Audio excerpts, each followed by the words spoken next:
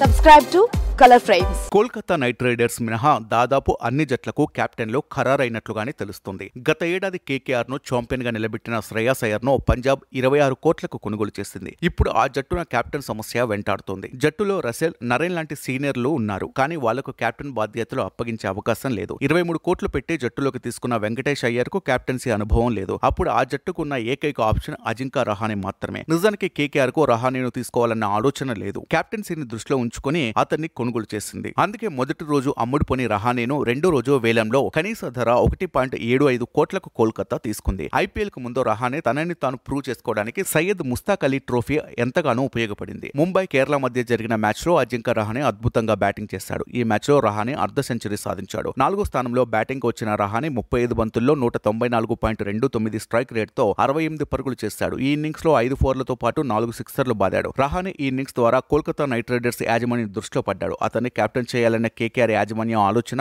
మరింత బలపడింది. అజింకా రహానే 2008 నుంచి ఐపీఎల్ ఆడుతున్నాడు. తన కెరీర్ లో ఇప్పటి వరకు 185 మ్యాచ్లు ఆడాడు. అందులో 30.14 సగటుతో మరియు 123.42 స్ట్రైక్ రేట్ తో 4642 పరుగులు చేశాడు. లీగ్ లో 30 అర్ధ సెంచరీలతో పాటు 2 సెంచరీలు సాధించాడు. ఐపీఎల్ లో తన అత్యధిక స్కోరు 105 నాట్అవుట్. రహానే మొదటి 2 సీజన్లలో ముంబై ఇండియన్స్ కు ఆడాడు. తదుపరి 2 సీజన్లలో రైజింగ్ పుణె సూపర్ జెయింట్స్ లో చేరాడు. 2018 మరియు 2019లో ఆర్ఆర్ లో భాగమయ్యాడు. ఇక 2020-2021 సీజన్లలో ఢిల్లీ క్యాపిటల్స్, 2022లో కోల్కతా నైట్ రైడర్స్ మరియు 2024లో చెన్నై సూపర్ కింగ్స్ తరపున ఆడాడు. ఇప్పుడు మరోసారి కోల్కతాకు తిరిగి వచ్చాడు. వీడియో మీకు నచ్చినట్లయితే ప్లీజ్ లైక్ చేయండి, షేర్ చేయండి, కామెంట్ చేయండి.